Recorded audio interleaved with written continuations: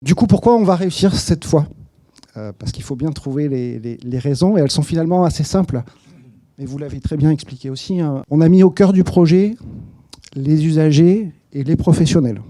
Paraît assez simple à dire. Christian Ducron l'a très bien dit tout à l'heure aussi, hein. Finalement, c'est ce qui marche à l'échelle d'une région, et c'est ce qui va permettre de faire marcher ça à l'échelle de la nation.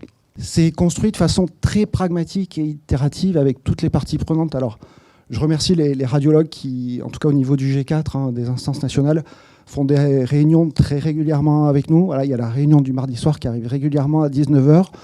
On valide avec eux des hypothèses de travail, on les instruit techniquement et on leur explique comment on va les mettre en œuvre. Donc à chaque fois, on est sur ces 3 temps. Recueil de besoins, on travaille, on réfléchit, on restitue, on valide et on passe à l'étape suivante. Les solutions techniques, elles sont matures.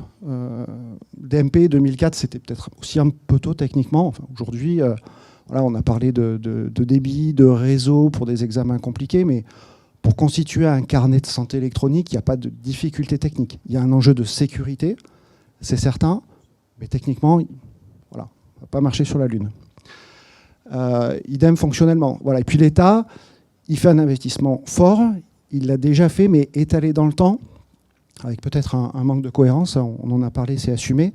Là, chaque euro qu'on dépense au niveau de l'équipe, on est vraiment attaché à ce que ce soit un euro utile pour les usagers et pour vos professionnels de santé. Et puis aussi, et avec un petit sourire, hein, on était un peu les derniers de la classe en Europe.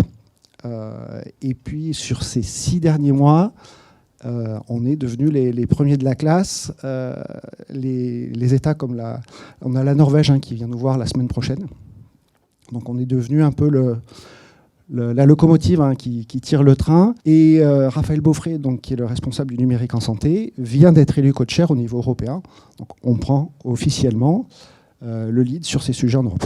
Donc cette généralisation de l'échange et de partage des documents et des images, ça accompagne naturellement tous les modes d'organisation. On l'a très bien vu avec la téléradiologie, pardon.